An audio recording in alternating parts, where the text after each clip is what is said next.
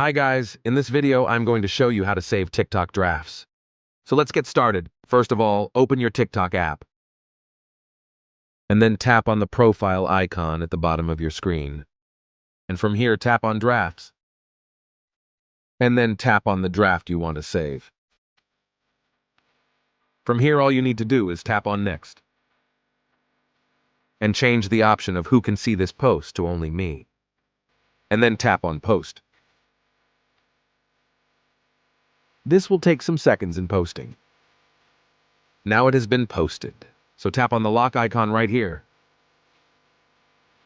And tap on the draft you just posted. After that, tap on 3 dots on the right side.